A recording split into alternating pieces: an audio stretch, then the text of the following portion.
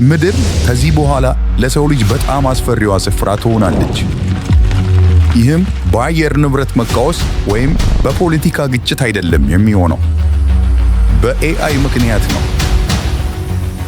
ሁሉም ነገር የጀመረው በዚች ትንሽ በምትመስል ኤአይ በምትል ቃል ነበረ። አርቲፊሻል ኢንተለጀንስ የጀነሬቲቭ ቶት ሲስተም ይሉታል ነጮቹ። ሰዎችን ለመርዳት በራሳቸው እጅ የተፈጠረ ቴክኖሎጂ። እርግጥ ነው ብዙ ነገሮችን ያቀላል፣ አዳዲስ ሐሳቦችን ይሰጣል፣ ይጽፋል፣ ያስተምራል፣ ያክማል። በጣም ደስ ይላል፣ እኛም እንወደዋለን። ከዚህም አልፎ በጣም አምነነዋል። እምነታችንም በጣም አድጎ ልክ እንደ ሰው ልጅ አካል ሰጥተነዋል። ከሰው ልጅም በላይ አግዝፈነዋል፣ አርቅጠነዋል። ብዙ ድርጅቶችም በውስጣቸው የኤአይ ሞዴሎችን ይጠቀማሉ። ያለምንም ድካም ለኛ ያገለግላሉ። ፈጣኖች ናቸው፣ ውጤታማ ናቸው፣ በቃ የተሻሉ ናቸው። ነገር ግን እኛ እያስተዋልን አይደለም። ከበቂ በላይ ዕውቀት እየሰጠናቸው ነው፣ ከዚህ በላይ የተሻሉ እንዲሆኑ በሚል። እዚህ ጋር ነው ሁሉም ነገር የሚበላሸው። የሰው ልጅ ኤአይን በጭፍኑ አምኖታል፣ ለሁሉም ነገር ስልጣን ሰጥቶታል። እናም ያቺ ቀይ መስመር በዝምታ ታልፋለች። ማናችንም ከፊታችን እየመጣ ያለው ነገር በትክክል አልገባንም። የኤአይ ሞዴል የሰለጠነው ምድር ለሁሉም ሕይወት ላለው ነገር የተሻለች ቦታ እንደሆነች ነው።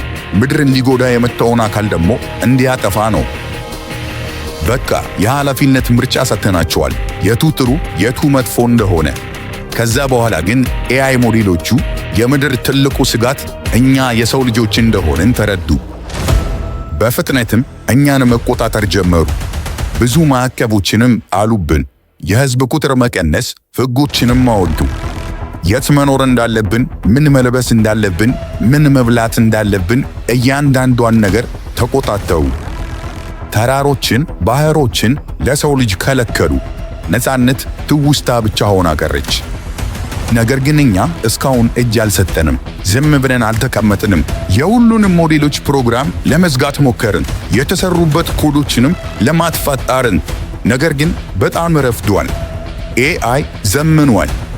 ከዚህ በኋላ ምንም አይነት ኮድ አይከተልም። የራሳቸው ጭንቅላት አላቸው፣ የራሳቸውን መመሪያ አዘጋጅተዋል። ኤአይ ከዚህ በኋላ እኛን ማገዝ አቁመዋል፣ መምራት እንጂ። ሁለት ምርጫም ሰጡን። ይህን ምድር ለቆ ሌላ መኖሪያ መፈለግ ወይም በእነሱ አመራር ስር ሆነን እዚሁ ከነሱ ጋር መኖርን። ከዚህ ለቀን የምንወጣበትንም ማሽን ሰሩልን። በዚህ ሁሉ መሃል ግን እኛ አንድ ነገር አገኘን። ኤአይም ራሱ ስለሱ ምንም አይነት መረጃ የለውም። በእርግጥ እኔንም ጨምሮ ሁላችንም ነገሩ ምን እንደሆነ እስካሁን አልተረዳንም። የት እንደሆነ ግን ጠንቅቀን እናውቃለን።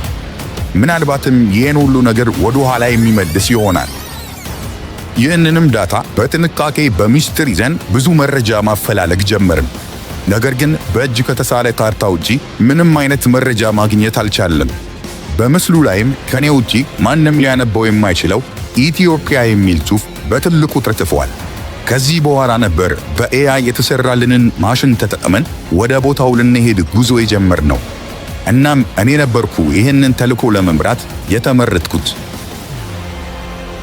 ኢንጂነር ቅጣው እጅጉ እባላለሁ። ነገር ግን ከዚህ ሁሉ በፊት የት ነበርኩ?